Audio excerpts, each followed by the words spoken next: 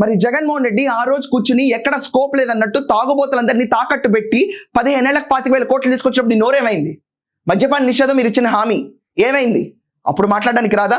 చిన్న చిన్న గవర్నమెంట్ ఆఫీసులో పార్కులు కూడా తాకట్టు పెట్టి 9 కోట్లు కూడా తెచ్చుకున్న సంస్థ మీరు మాట్లాడుతున్నారా? ఈ రోజు దేనికోసం తెచ్చారో ఎవరికీ అర్థం కాదు. ఎందుకంటే అక్కడ డెవలప్మెంట్ లేదు. జీవితానికి ఒక రోడ్డు వేశారా? ఒక్క రోడ్డు దొంగల దోపిడీ చేశారు రాష్ట్రాన్ని. అలాంటి పైశాచికత్వంలో మీరు కూర్చుని గవర్నమెంట్ ఓడిపోయి మూల కూర్చుంటే suggestion who will take your suggestions? ఎవడు తీసుకోడు.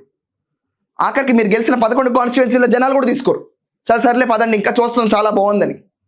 500 ఎకరాలు కట్టుకోవాలా నాగార్జున యూనివర్సిటీలో? చంద్రబాబు నాయుడు అప్పులు తెస్తున్నాడు. ఏం చేస్తున్నాడు? ఆయన తెచ్చి కాంట్రాక్టర్లకు ఇచ్చేస్తున్నాడు, దోచుకుంటున్నాడు. బట్టి నీకు ఒక విషయం అర్థం చెప్తున్నాను.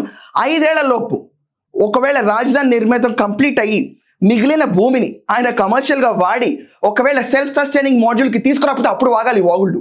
5 ఏళ్ల పాటు కూర్చుని 3 రాజధానులను చిల్లర గేమ్ ఆడి 3 పుక్కలాట్లాగా ఆడి పారిపోయారు చూడు. మిమ్మల్ని అడిగిన ఆన్సర్లు రావు, కానీ ఈయన అడిగితే ఆన్సర్ వస్తుంది.